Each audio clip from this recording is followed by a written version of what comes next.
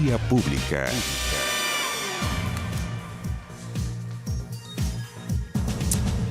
¿Qué tal? ¿Cómo están ustedes? Muy buenas noches. Bienvenidos a Vía Pública. La Cámara de Diputados aprobó por unanimidad el proyecto que rebaja en un 50% la dieta parlamentaria y el de altas autoridades del Estado.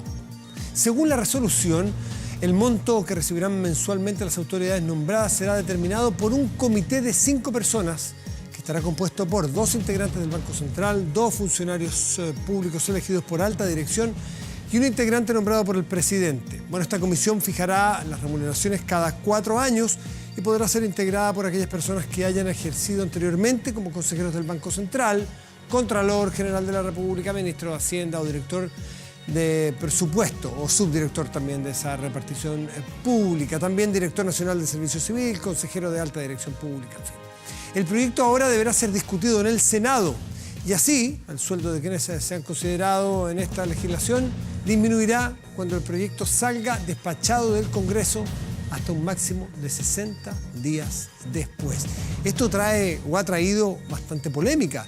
Es cosa de ver cómo han reaccionado los ministros de la Corte Suprema, por ejemplo, porque esta es una ley transitoria, luego se va a hacer la más definitiva. En la transitoria se baja a los parlamentarios, a los ministros de Estado y a los ministros de Corte Suprema. Y después vendrá un análisis de todas esas personas que yo le mencioné, más profundo, más acabado, para ver cuáles son eventualmente los matices en las bajas, y no sea todo por parejo, dependerá de un montón de consideraciones que los expertos tengan en cuenta. Pero bueno, así se va avanzando en esta agenda social. Esta es más simbólica que otra cosa, porque naturalmente bajándole a 200 o 150 personas el salario no va a cambiar la posibilidad de arreglar las pensiones, seamos francos, porque aquí hay que ir diciendo las cosas, aunque duelan, en la verdad. Así como la Constitución no va a bajar el precio de los remedios, son cada cosa importante por sí mismas. Pero es importante mencionárselas porque uno ya empieza a escuchar de repente, han pasado 40 días y no se ha hecho nada. Se han congelado las tarifas de la luz, se han congelado las tarifas de la locomoción colectiva, se ha aumentado el 50% el pilar solidario en las pensiones a partir de 3 días más, el 1 de diciembre. Se rebaja la dieta parlamentaria, se llegó a acuerdo presupuestario.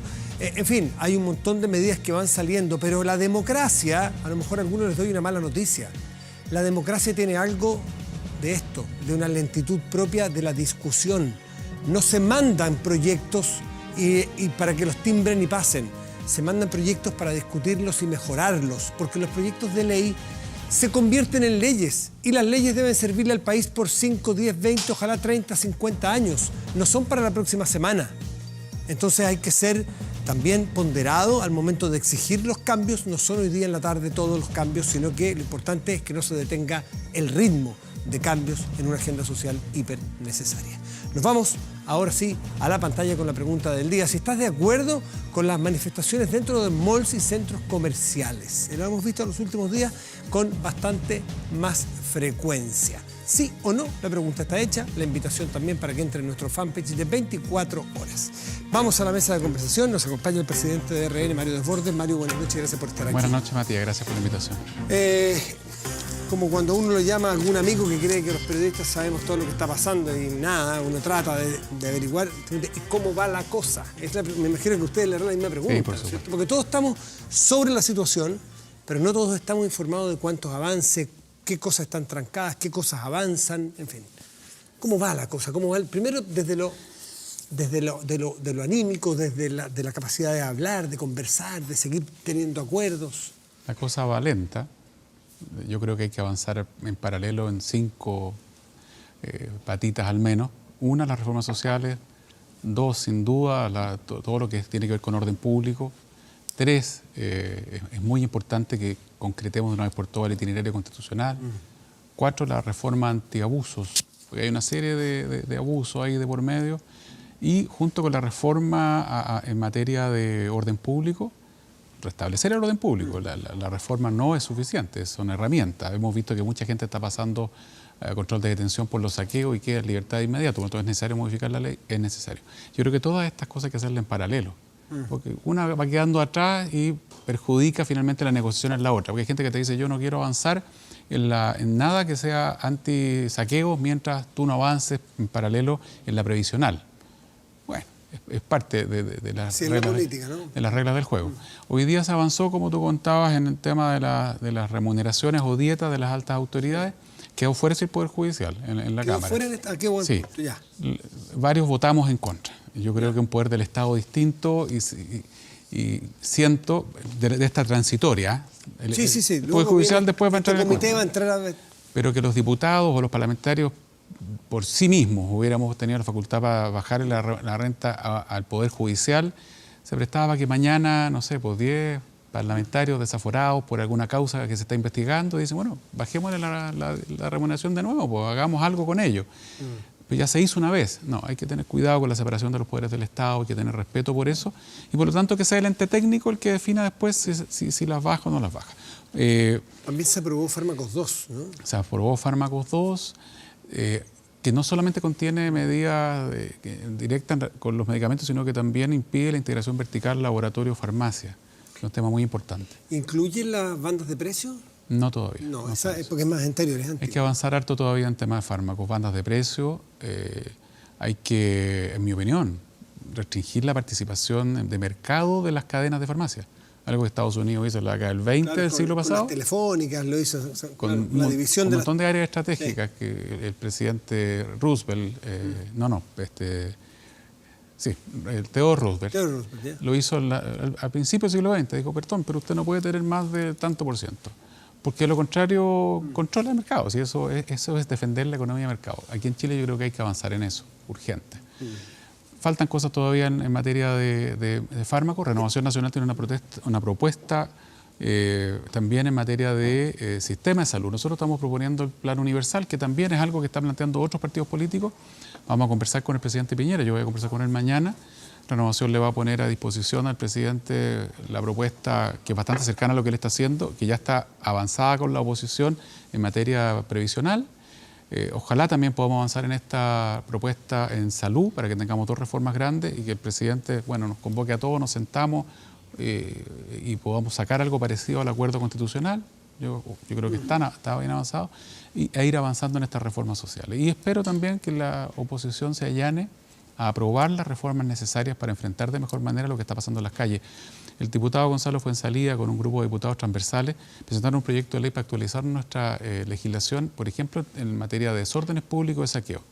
No inventaron la rueda, tomaron la legislación española post, ¿cómo se llamaba el movimiento los descontentos, ¿no? Sí. ¿De dónde salió después Podemos? 2014-2015, que hubo manifestaciones muy duras, lo tengo en la punta de la lengua. Yo también. Y ahí hubo que modificar la legislación, porque los españoles se dieron cuenta, mira, estas legislaciones del principio del siglo XX de ellos, la nuestra es de finales del siglo XIX. Entonces, no está tipificado el saqueo. ¿Qué pasa con un fiscal que tiene que pasar a la persona a control de detención por otros delitos y empieza a ir el juzgado de garantía, con razón también, a cuestionar las peticiones de los fiscales y hay que modernizar la ley? Y a eso no ha querido avanzar con la celeridad que quisiéramos una parte de la oposición. Claro, la agenda social y la constitucional se había tomado la agenda. Sí. Pero el orden público, por el día de ayer en particular, que nos trajo los peores fantasmas de estos últimos 40 días, como aquel ese martes negro, ¿no? Hace que ese tema se ponga, parece que primero en la fila por ahora, porque sin orden público es difícil conversar lo constitucional y es difícil lograr acuerdos en materia social. Así es. En orden público, estuvo sentado anoche o antenoche el doctor Humberto Maturana, que decía, en su tono y en su profundidad, decía, no debiera la política debería llamarse o gobierno y no oposición, gobierno y colaboración debería llamarse. Bueno, ojalá todos pensaran como Maturana, tendríamos otro mundo, ¿no? ¿Cuán colaborativa ha sido la oposición en esta materia en particular del orden, de poder restablecer el orden público y que la ley, quien tiene la facultad legal de tomar el control del orden público en la calle, pueda hacerlo y no sean las bandas de delincuentes? Hasta hoy, poco colaborativa. Al único que le había escuchado de frentón que quería colaborar era la Democracia Cristiana. Los senadores han suscrito una declaración hoy día que es un poquitín tibia, con todo cariño por nuestros amigos senadores, que tampoco la quisieron suscribir todos, que también hace un llamado, que en el fondo le tira la pelota al gobierno en buena parte, pero está diciendo, usted tiene facultades constitucionales, etc. Yo creo que por eso es necesario avanzar pronto en esta agenda. A mí me preocupa, sí, declaraciones que vienen de mi sector, del gobierno. Veía al ministro de Hacienda que dice, aunque yo ponga toda la plata sobre la mesa, ¿cierto?, a los violentistas no los vamos a convencer, por lo tanto no es la fórmula. Yo creo que hay que diferenciar, aquí hay que diferenciar al 1,5 millones de personas que se manifestaron pacíficamente, que nos pidieron y nos pusieron sobre la mesa demandas que son muy razonables y que si vuelven a la calle van a ser 2 millones de personas en la calle que ya nos van a decir, oiga... Sí, eso están más ausentes hoy día. Hoy día están presentes los que entran y rompen sin preguntar quién es. Y por lo tanto no hay que mezclar violentistas con la petición legítima de la calle respecto de demandas que están ahí y que son muy profundas y que son muy transversales, que no tienen nada que ver con política. Dije cuando me entrevistaste en Estado Nacional, esto de que la gente se mantuviera movilizada, casi me mataron. Yo no he llamado a marchar a nadie, no estoy llamando a las marchas. Sí he pensado que la gente tiene que estar alerta, nada más que eso. No, ten mucho cuidado, pero si no hacemos las reformas ahora, en marzo, abril, y esto reflota, ¿quién las va a hacer? No, ya nosotros no vamos a ser los interlocutores. Por eso me preocupa que seamos capaces de avanzar en paralelo las 4 o 5 cosas, las 4 o 5 columnas, 4 o 5 caminos que tenemos que transitar rápido y en conjunto, todos, de manera lo más amplia posible. Veo buena disposición en la oposición, también en los partidos de gobierno. Sé que el presidente Piñera está empeñado en esto y por lo tanto, ¿qué falta? Pero el orden público me parece que fue el tema del día. Y allí usted dice que no, lamentablemente no colaboran mucho. Pero no solo la oposición. Yeah. Yo quiero ser políticamente incorrecto con lo que voy a decir. Yo quiero emplazar a los ministros de la Corte de Apelaciones de Valparaíso que prohibieron a los carabineros usar las escopetas antidisturbios contra manifestantes violentos. Porque es normal que le diga a la Corte a carabineros, miren, no los puede usar usted contra manifestantes pacíficos. Perfecto, todos de acuerdo con eso. No puede un carabinero en una manifestación pacífica, gente que está tomándose una calle probablemente, pero sin causar destrozos, sin agredir a nadie, no las puedo sacar a escopetazos. Eso no corresponde. Y está bien la declaración de la Corte de Apelaciones de Santiago y la de Antofagasta, por ejemplo. Pero la de Valparaíso fue más allá. Lo prohíbe a todo. Y la prohibió a todo evento.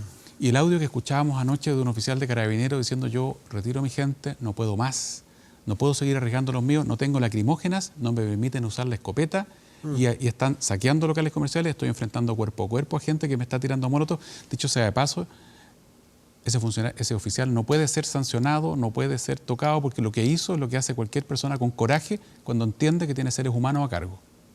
Y yo lo defiendo con todo. Pero yo emplazo a la Corte de Apelaciones de Valparaíso que nos dé una explicación, los ministros que votaron a favor de esto. ¿Qué explicación le dan a los vecinos del Belloto, a los vecinos de Quilpué, cuando se estaba saqueando locales comerciales, cuando se está cometiendo los delitos más graves que están hoy día aterrando a la ciudadanía chilena? ¿Qué hacemos frente a esas personas? ¿Van a ir a ellos los ministros de la Corte de Apelaciones de Valparaíso a enfrentar a estos delincuentes? Entonces, hay que tener equilibrio en esta cuestión. Uno no puede perder los equilibrios.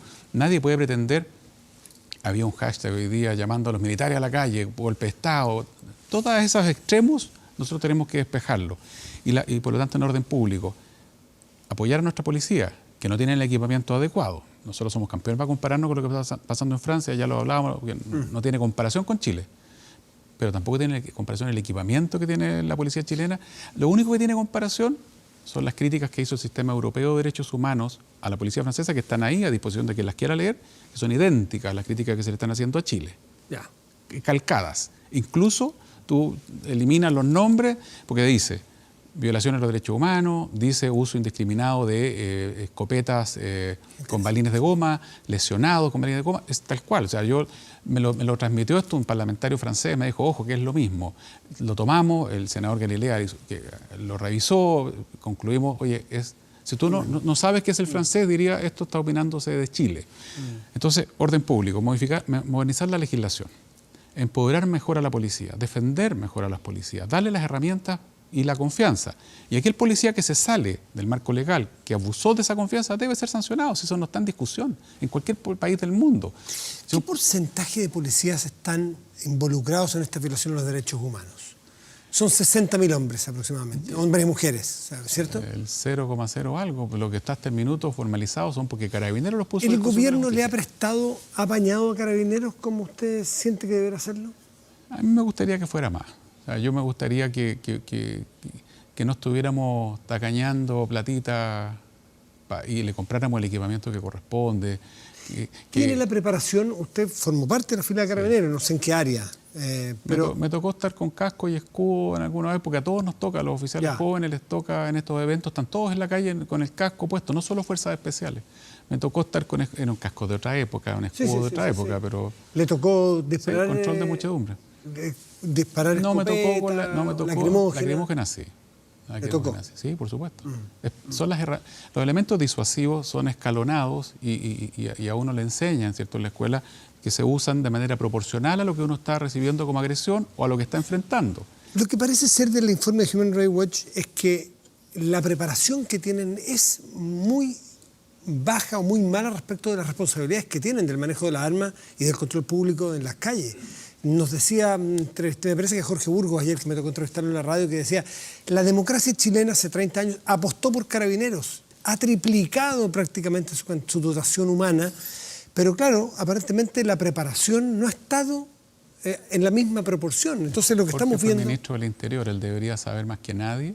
Primero que hay 7.000 vacantes sin llenar. Él hacía la autocrítica también, Sí. Él no se corría para nada. Hay que ser... No, le tengo harta estima y creo que fue un muy buen ministro del Interior.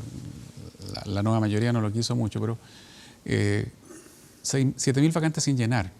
Primer dato, hace años. O sea, ¿Hoy? Sí, señor. Hay vacantes que no se han podido llenar porque no hay suficientes postulantes, porque no hay incentivo para entrar a Carabineros. Ese dato es tremendo. Segundo, hoy día está saliendo más gente de la que entra. Segundo dato importante, ninguna policía del mundo está preparada para un mes y medio de contingencia como la que estamos viviendo. Las policías están preparadas para la normalidad y para situaciones extraordinarias que son puntuales, ¿cierto? Una gran manifestación, un gran evento, ya cuando te tocan las Olimpiadas o una COP25 o una APEC, como le pasó a los que estuvieron en Buenos Aires para no fue la APEC, fue la... Sí, fue la G7. Sí, G7, exactamente.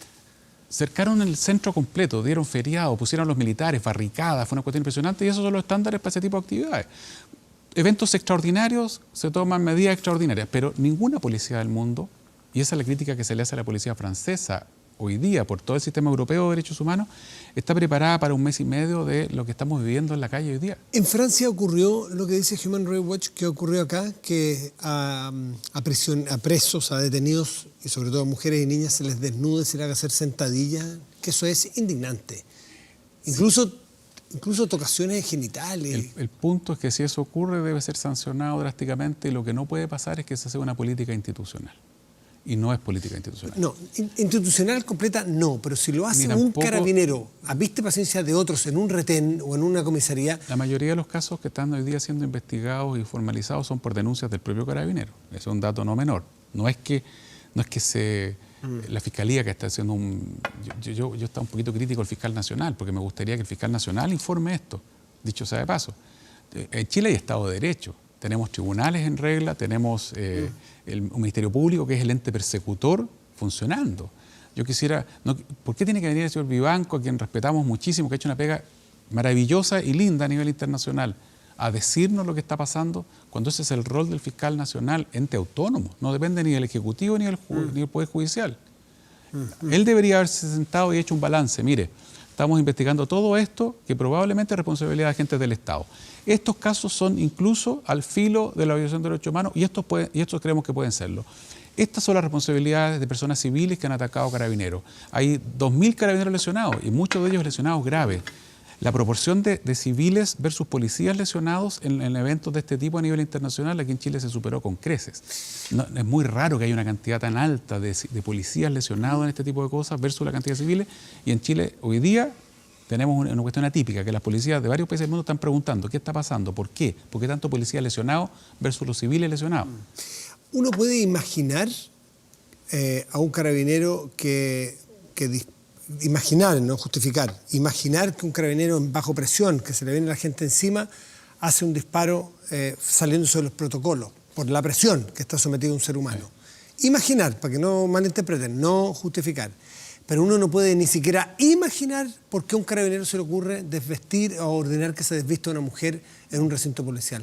¿Qué pasa por la cabeza de un carabinero? No le puedo contestar eso porque no conozco los casos puntuales, pero además porque no tiene... Pero conoce la cultura usted, institucional. ¿Le suena descabellado o usted en su época lo vio? A un detenido no se le desnuda, obviamente hay que revisar para que no entre un calabozo con armamento, con elementos que puedan hacer que se inflinja el mismo, lesiones, pero desnudar y hacer sentadillas, no, eso no corresponde. No me tocó verlo y no solo no es lo normal. Es algo que debe ser sancionado. Mario, si es que se ocurrió. ¿Descartan ustedes la posibilidad y qué actitud tomarían ustedes de que el presidente de la República, ojalá no ocurriera, tuviese que nuevamente citar o imponer un estado de excepción constitucional? El presidente tuvo el estado de excepción en la mano hace 2 semanas y tuvo el coraje el presidente de no hacerlo. Yo creo que es un gesto histórico. Yo lamento que todavía no se valore, pero la historia lo va a valorar, porque corrió un riesgo enorme. Dijo, no decreto estado de emergencia en una noche que fue peor que la de ayer, mucho peor que la de ayer. Se incendió el edificio más grande de Osorno, iglesias encendidas en Santiago, nosotros nos quemaron 2 sedes, fue espantoso. Sí.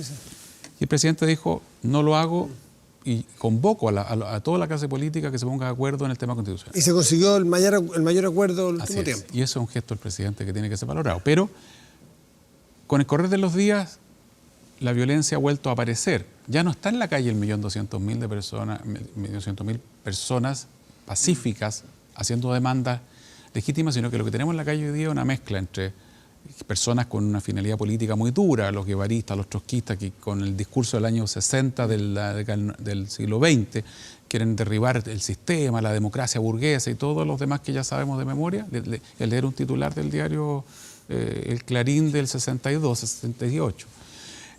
Están los anarcos, están los delincuentes, está una mezcolanza impresionante que hace que tengamos, que lo habitual era una marcha 100 encapuchados, hoy día hay 4.000, 5.000 personas cometiendo de todo tipo de delitos. A mí me llama la atención que ayer tocó a La Serena y San Antonio y en Santiago no hubo nada, o sea, son los mismos, no lo sé. Por lo menos los liderazgos probablemente se estén moviendo, eso es algo que se está investigando por la policía.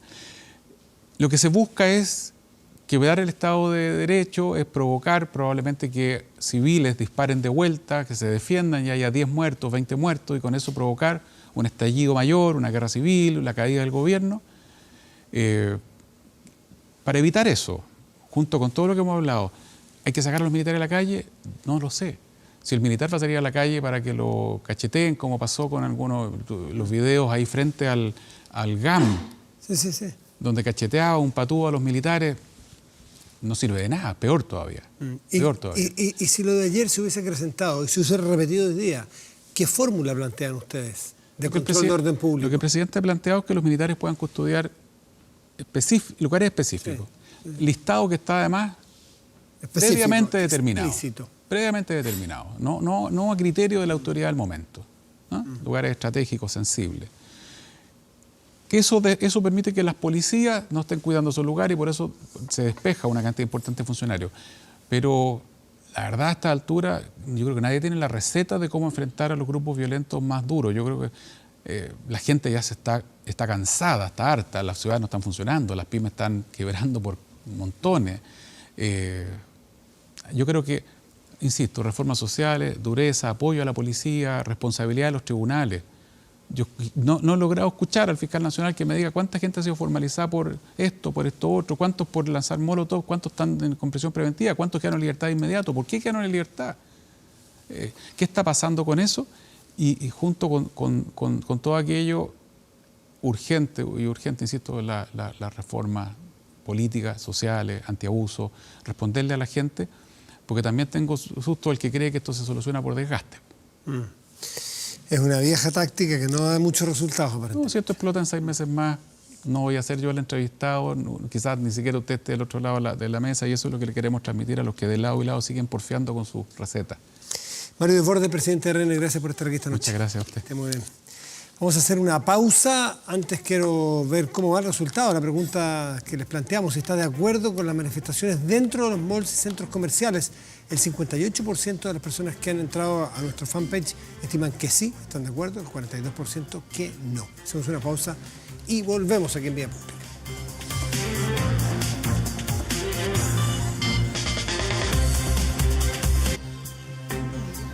¿Dónde quedáis?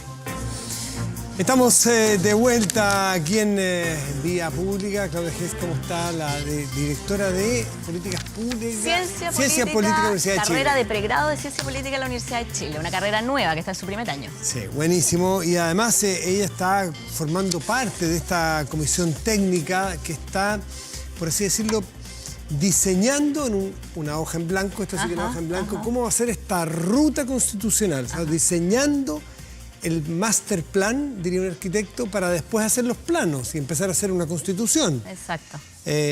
Son 14 personas, así que Claudia, te agradezco mucho. Son jornadas larguísimas, Sí, difíciles. estamos todos Explícanos primero, porque somos bastante ignorantes, la gran mayoría, en cómo está operando, quiénes la conforman. Entiendo que es paritaria de un sector. Esto es a partir de del famoso acuerdo del jueves en la noche, viernes 15, jueves o viernes 15.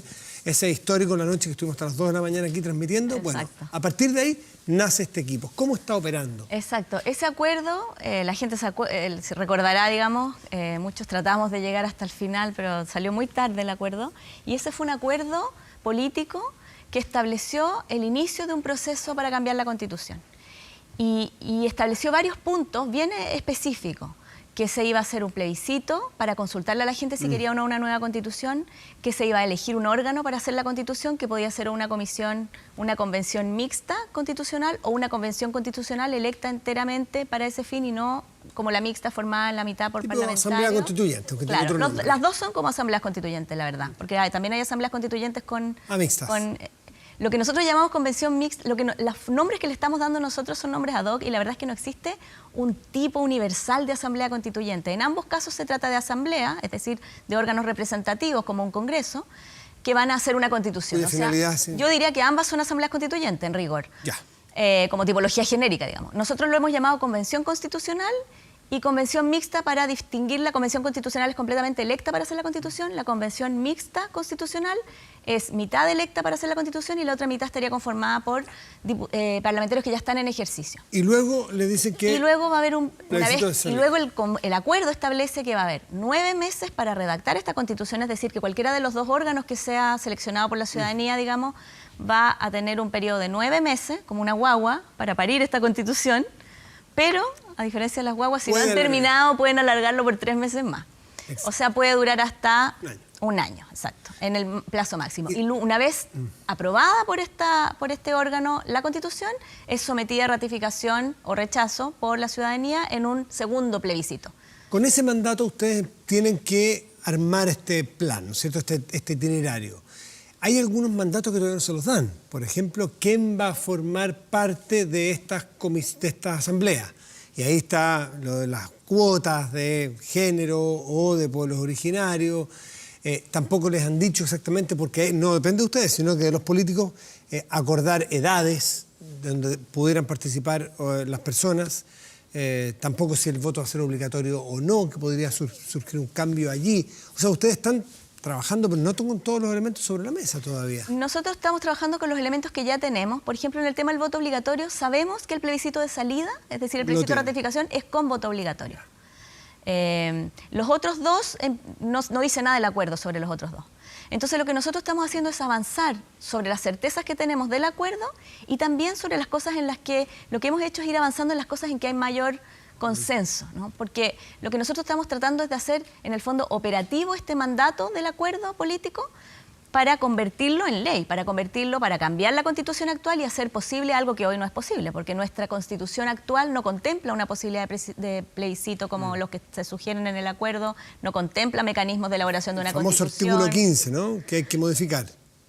hay varias posibilidades de cómo introducir estas reformas. Puede ser a través de artículos transitorios en la Constitución, puede ser a través de una reforma del capítulo 15 de la Constitución, que es el último capítulo sobre mecanismos de reforma a la Constitución, puede ser estableciendo un nuevo capítulo 16. Entonces, todas esas alternativas son las que la Comisión Técnica está barajando y estamos en el fondo 7 personas de oposición y 7 personas del oficialismo discutiendo qué cosas son más aceptables para los dos lados y tratando de buscar puntos de encuentro. Y yo quiero decir que pienso que nuestro trabajo ha sido bastante positivo, o sea, hemos avanzado mucho, tuvimos una primera sesión el domingo que fue más operativa como de agenda, pero la verdad es que el lunes, martes y miércoles hemos estado trabajando todo el día en sesiones muy intensas, discutiendo detalles jurídicos, pero también temas que están como al filo entre lo jurídico y lo político, porque son en el fondo hasta dónde sus mandantes, que son los partidos, estarían dispuestos a aceptar esta forma jurídica. Y en esa negociación hemos estado muy unidos, o sea, muy unida la oposición y muy unido el oficialismo, presentando una propuesta por cada lado y tratando de contrastarla y tratando de encontrar puntos comunes. Danos un ejemplo de esto. Tú dices, hay cosas súper al detalle que nosotros estamos tratando y es muy delicado. ¿Qué tipo de cosas son las que Por tratamos? ejemplo, ponerle nombre a los plebiscitos. Plebiscito nacional, plebiscito constitucional, plebiscito constituyente, son cosas que parecen nimias, pero que tienen connotaciones importantes, que tienen precedentes de cómo se han llamado los plebiscitos en situaciones anteriores. Por ejemplo, temas como... ¿Algún acuerdo cómo se van a llamar? No quisiera adelantarlo porque hay puntos en los que hemos dicho a nosotros nos parece bien esto, sí, a nosotros también. Hemos tenido discusiones súper largas de cosas que seguramente a la gente a lo mejor le parecería un poco ridículo. Por ejemplo, el diseño del voto. Tuvimos una larguísima discusión sobre el diseño del voto del plebiscito, sí, porque es un voto inusual. El voto, por ejemplo, para aprobar, lo que tiene que decir el voto, aprueba la convención, prefiere un mecanismo de una convención mixta constitucional compuesta por la mitad de parlamentarios. Tiene que ser explicativo el voto para que la persona entienda por qué está votando. Pero no es un voto como el voto que uno dice Matías del Río B1, ¿no? Que es el voto que todos conocemos. Y nosotros tenemos antecedentes en la ciencia política de situaciones donde el diseño del voto ha sido muy determinante en echar a perder una elección. Por ejemplo, el caso de Florida con George W. Bush, donde la gente no entendía si tenía que marcar debajo o al lado y hubo... Bueno, finalmente terminó en los tribunales esa elección, ¿no? Fue muy polémica porque el voto estaba mal diseñado. Entonces tuvimos una larga discusión sobre los nombres que hay que poner en el voto, además cómo se relaciona lo que aparece en el voto con cómo se van a hacer las campañas electorales. Porque uno no puede hacer campaña electoral para votar por una frase larguísima. Las cosas que están en la noticia, Claudia, que a rato nos perdemos porque son técnicas, detalles y porque además las noticias están con demasiada intensidad en otras materias, ¿no? Los 2 tercios o 2 tercios para cada uno de los articulados, cada uno de los temas, y lo que propuso en algún momento el senador Alamán, también un 2 tercios para ratificar el paquete completo. Hoy día venía una carta en el Mercurio que era bien ingeniosa respecto de, no sé si la leíste, que hablaba sobre 3 amigos, en fin, anda porque... la voy a buscar. Es de un profesor de economía de la Universidad Católica. Pero en fin, eso... ¿Ustedes tienen alguna atribución para zanjarlo, para verlo, o eso es un mandato de los políticos? O sea, finalmente va a ser decisión de los políticos. Nosotros no tomamos decisiones políticas, nosotros ejecutamos lo que los políticos nos mandatan. Ahora sí está dentro de las cosas que discutimos porque hay interpretaciones. Puede que algunos interpreten que eso se puede deducir de alguna forma del acuerdo, otros decimos que no, que realmente eso no está en el acuerdo. La comprensión que la oposición ha tenido y yo, mi partido y los partidos de oposición que hemos tenido, es que la verdad es que lo que se aprobó es que los 2 tercios son para aprobar normas en la Constitución y no para aprobar la Constitución como un paquete completo. Pero eso no es un tema que esté zanjado. Si se pudiera por 1 tercio en el fondo vetar el producto final de la Constitución, a mi juicio eso no sería inconsistente con la idea de una hoja en blanco. Sería dar en el fondo mantener un poder de veto para que 1 tercio rechace después de 9 meses o de 1 año de trabajo toda esta Constitución. Entonces me parece una interpretación, no sé, poco plausible y poco aceptable para la ciudadanía, digamos. Respecto de la participación de ciudadanos de a pie, de ciudadanos que quieren estar en esta asamblea, en algún tipo de las asambleas constituyentes que tú nos has explicado, ¿está garantizado? ¿Cómo está garantizado? ¿Cómo lo piensan diseñar para que efectivamente se pueda presentar a esta Asamblea Constituyente una señora que es dirigente de base de una población en Codegua? Bueno, ese es un aspecto de los que menos ha avanzado la Comisión Técnica. La Comisión Técnica ha avanzado mucho en estructurar, en diseñar el plebiscito de entrada, en diseñar el plebiscito de salida y en algunos mecanismos de funcionamiento interno de las convenciones, cualquiera de ellas. Por ejemplo, mecanismos de resolución de controversias dentro de la convención, o el mecanismo para aplazar de los 9 meses a los 12 meses en caso que a los 9 meses no se haya concluido. Esos son los temas que hemos discutido y a los que hemos llegado a acuerdos sustantivos. Ya estamos trabajando, digamos, en la redacción de esos puntos. Respecto de quién va a participar en la convención, no hemos avanzado porque no hay un acuerdo político. Y la verdad es que son los temas más sensibles. Y yo pienso que en este momento lo que estamos esperando, digamos, es que la derecha se allane un poco más a abrirse a la participación de independientes, a abrirse a la participación paritaria de las mujeres y abrirse a las cuotas a escaños reservados para pueblos originarios, para que haya al menos un 10%. Vamos a las mujeres primero, o las cuotas de género. ¿Ustedes estiman que debiera ser a la entrada, es decir, como que se postule la misma cantidad de hombres y mujeres, o que en el resultado de la elección o del plebiscito, sí, es una elección en este caso, no un plebiscito, de la elección, quede integrado por igual número de hombres y mujeres? Bueno, es complejo eso. No se ha planteado en términos de escaños reservados, como en el caso de los pueblos originarios, pero tampoco como cuotas de género como las que están en nuestra legislación electoral. Nosotros tenemos una ley electoral, que funcionó por primera vez en el 2017, que dice que el 40%... En la práctica, el 40% tienen que ser mujeres, dice de alguno de los dos sexos. No puede haber menos de un 40% de alguno de los dos sexos. ¿De candidaturas? De candidaturas. No de los parlamentarios elegidos. El resultado de tener 40% de candidatas en la última elección fue tener alrededor de un 23% de mujeres electas. O sea, 40% de candidatas no te garantiza 40%. Y además es distinto si tú dices 40% a nivel nacional que si dices 40% a nivel local.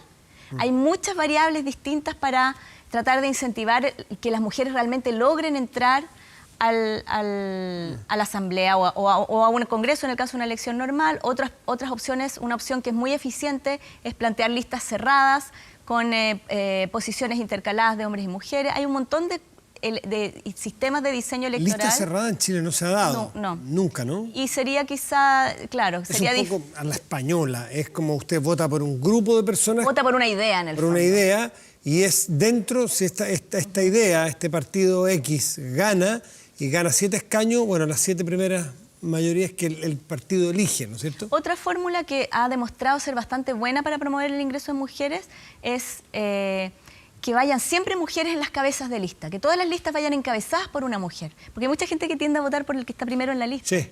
Entonces, eso empíricamente, digamos, puede parecer poco razonable. Pero no garantiza nada. Ninguno de esos mecanismos de candidaturas garantiza. No, uno si te garantiza y tú dices, tiene que haber mitad de hombres y mujeres en las asambleas finales, sí lo garantiza. Claro, pero ¿cómo las eliges? Una opción es tener, por ejemplo, listas separadas de hombres y de mujeres, pero eso también tiene otros problemas. Elija 2 aquí y 2 acá, claro, uno acá y uno acá. Tiene problemas, porque si la mayoría quiere votar por hombres y las mujeres tienen muy pocos votos, o lo otro sería darle 2 votos a cada uno para que voten por un hombre y una mujer. Fue en el Partido Socialista en la última elección. Claro, que también tiene sus problemas.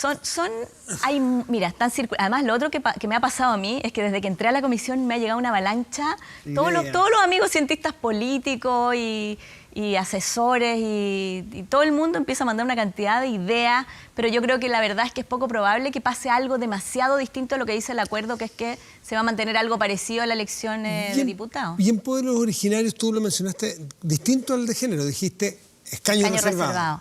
Claro, porque ahí estamos hablando en realidad de un número pequeño. Los escaños, la paridad de las mujeres, a ver, quiero aclarar que para mí la Asamblea Constituyente debe ser paritaria. Debe haber mitad de mujer y mitad de hombre y hay que buscar el mecanismo para que la mitad sea mujer y la mitad sean hombres. Es el resultado final. Sí, porque yo creo que la legitimidad del resultado de la Constitución depende de que la Asamblea que haga la Constitución sea representativa.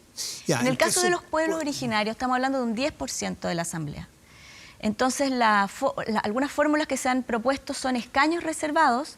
Ahí habría que tener un padrón. Disculpe una cosita, ¿escaño reservado para quién? ¿Para quién? ¿Para qué personas de qué pueblos originarios? ¿Quién determina quién es del pueblo originario? ¿Son designados por, no sé, consejos ancianos de alguna comunidad? ¿Te invento?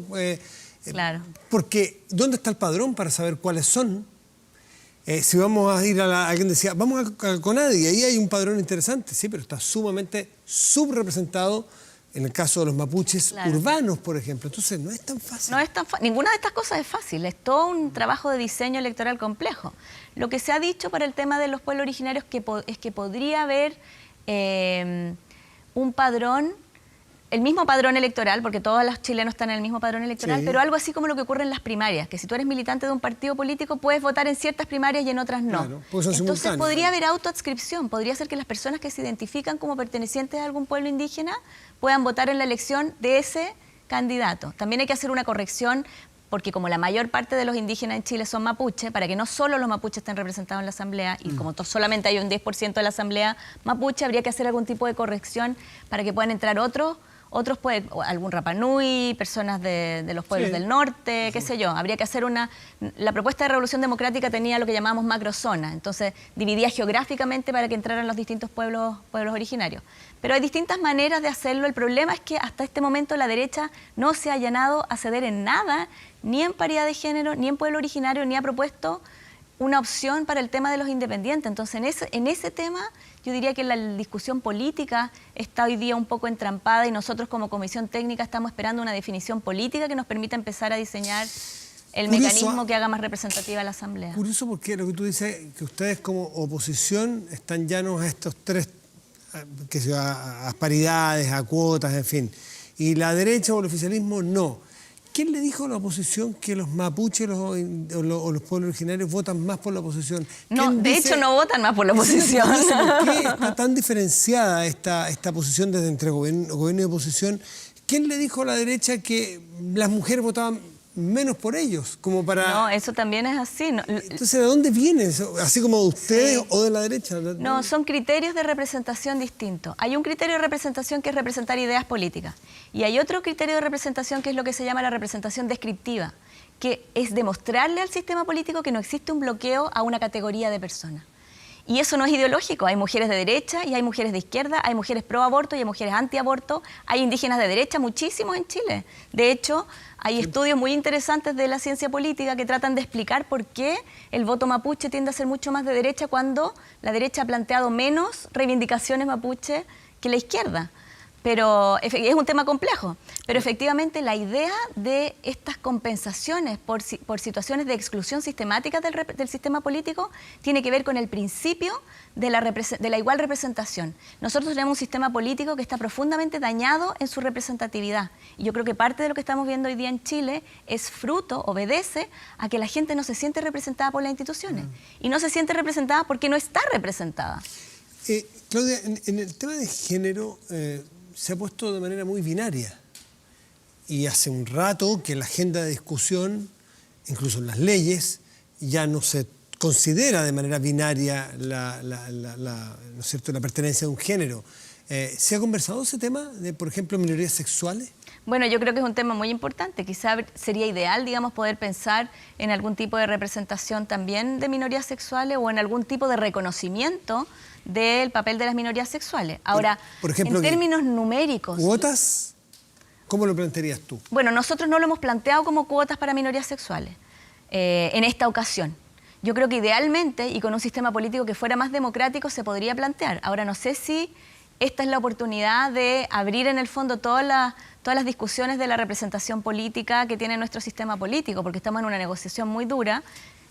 Tú te estás planteando que si es que se abren, por ejemplo, a establecer cuotas o niveles de representación asegurada para minorías sexuales, ¿va a haber otros grupos que van a pedir también ser representados? No necesariamente, no necesariamente. Yo creo que es una discusión que tiene que darse democráticamente, pero creo que es una discusión... de alguna manera, digamos, el bloqueo a las mujeres creo que ha sido más grave, digamos, para el sistema político que el bloqueo a las minorías sexuales, primero porque es un tema más reciente. Es un tema, la gente que se identifica abiertamente y además las distinciones que tenemos las personas sobre las minorías sexuales son de evolución reciente y es un tema que la sociedad tiene que adoptar y tiene que absorber. Pero cuando tú simplemente descartas a la mitad de la ciudadanía por ser mujer, más de la mitad, como el 51 o 52%, yo creo que eso produce es un volumen de gente que no está siendo representada, que daña al sistema político en su conjunto. No quiero desmerecer la importancia de la participación de las minorías sexuales, pero ahí yo creo que más que tener cuotas o algo así, lo importante es el reconocimiento. Lo importante es que haya reconocimiento a la diversidad sexual. Ya, pero nada te lo asegura si es que no están ellos con una cuota, que podría ser la demanda de ese grupo también. Claro, también hay un discurso que dice si le damos cuotas a las mujeres o le damos cuotas a los pueblos indígenas, todos van a pedir cuotas y después van a querer cuotas de veganos y cuotas de ciclistas y cuotas. Esa es una manera también de desacreditar la idea de las cuotas. Sí. Estoy de acuerdo que es un debate que uno no puede zanjar, pero yo creo que la sociedad es la que debe definir en el fondo cuáles son las injusticias que son inaceptables para un sistema representativo. Ustedes están formando parte de esta comisión técnica asesora que asesora a los políticos para diseñar la ruta constitucional. ¿Cómo lo hacen para que no digan que ustedes son una cocina? Bueno, dicen que somos una cocina. ¿Y te sientes parte de una cocina? Yo personalmente no, para nada. Primero está todo transmitido por streaming. Yo tuiteo todos los días las cosas que estamos discutiendo para tratar de que no se sienta como una cocina. Es cierto que es un grupo, no es toda la ciudadanía. Están mandatados, voy a ser aquí de abogado. Por los partidos políticos. Están mandatados por los partidos políticos, están desacreditados. Por lo tanto, habría algunos dirigentes políticos que se estimarían que ya el mandato está viciado. Bueno, aquí... ¿Cómo asististe a política y profesora? Sí. ¿Cómo se destraba ese juicio que se está haciendo en que nada que pase por un órgano institucional hoy día no quede merece contaminado? Respeto? Claro, no, nada. Si nos han dicho que nos estamos haciendo ricos, quiero decir que es un trabajo de honor, es intenso, agotador. Pero ¿cómo puede gratuito ser? Y de calidad. ¿Cómo puedes validarlo? No, yo entiendo que nosotros estemos siendo criticados porque somos efectivamente mandatados por los partidos políticos. Ahora yo quiero hacer una reivindicación de los partidos políticos. Sí, yo sé que vale es impopular. No es impopular. Pero yo pienso que no es posible hacer una nueva constitución sin una participación muy comprometida de los partidos políticos. Los partidos políticos han demostrado ser el órgano de canalización de demandas sociales más pluralista, más garante de la democracia, cuando no hay partidos políticos y cuando se reemplazan los partidos políticos, por ejemplo, por la representación de los gremios, en lo que se llama el gremialismo, que es el modelo que defendía Jaime Guzmán y que algunas personas hoy día desde la izquierda reivindican. Lo que se está defendiendo desde un gremio son intereses particulares. Lo que se supone que debiera representar un partido es una visión global de la sociedad. Ahora, no quiero decir con eso que eso ocurra realmente. Es cierto que nuestros partidos han tenido actuaciones muy reprensibles, han tenido situaciones de corrupción, hemos visto partidos cartelizados, separados de la ciudadanía, todos los problemas que tienen los partidos. Pero como idea, no existe hoy día en el mundo una idea que pueda competir con la idea de un partido político para canalizar las demandas sociales hacia la representación política. Y por lo tanto yo creo que la idea de hacer una nueva constitución con organizaciones que se dicen representativas, pero que cuando uno empieza a ver en detalle a quién representan realmente. Me ha tocado, yo he estado en muchas asambleas ciudadanas conversando sobre la nueva constitución y me dicen, bueno, pero que los organismos de la sociedad civil representen, porque esos sí que son representativos. ¿Quiénes son los organismos de la sociedad civil? La SOFOFA, las agrupaciones representantes de los empresarios, las organizaciones de trabajadores, los sindicatos, los productores de agrícola, las iglesias. No, cada uno representa a un sector distinto. No son representativas de una visión global de la sociedad de bien común. Son representaciones, no digo que no sean representativas, pero son representaciones fragmentadas que yo creo que tienen un rol importante y pueden complementar el rol de los partidos políticos, pero no pueden reemplazarlo. Claudia Hayes, jefa de carrera de Ciencias Políticas de la Universidad de Chile y miembro de esta comisión técnica asesora que está haciendo el planigrama de cómo vamos a acercarnos al proceso constituyente a partir de abril del próximo año por 9 o 12 meses y después tener una nueva constitución. Claudia, gracias por estar aquí. Gracias por la invitación. Muy bien. Hacemos una pausa y ya volvemos aquí en Vía Pública.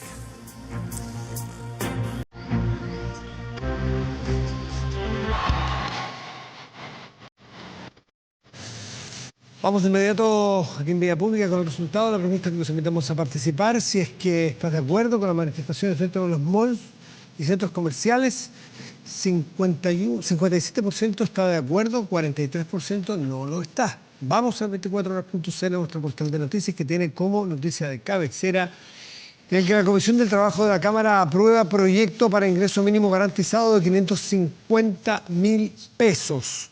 Ahí hay un problema de constitucionalidad que ha puesto la oposición, señalando que, como se sabe, las leyes que impliquen gasto público son de iniciativa del presidente de la República y no del Congreso. Entonces ahí va a haber un problema de discusión, pero se aprobó y va a seguir probablemente más adelante, porque este es uno de los temas claves, el de los ingresos mínimos garantizados.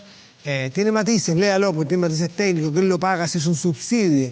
Si lo paga el empleador con un subsidio del Estado para aquellas empresas más chicas, para no hacerle daño a las pymes. Es más técnico, pero lo puede leer aquí en el 24horas.cl.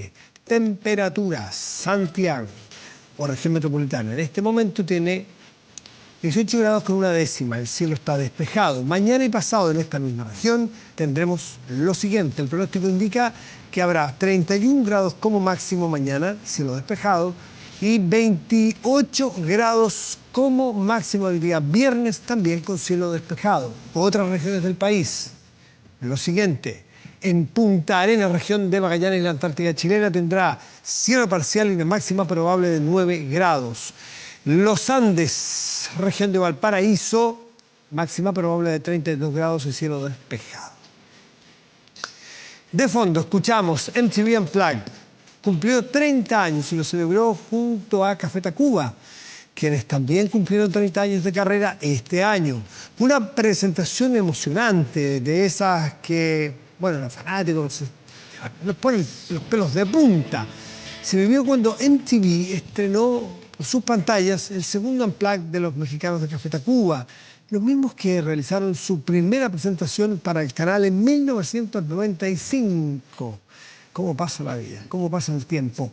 Y que este mes volvieron para repasar su carrera, entonando éxitos como La Escritora, Volver a comenzar.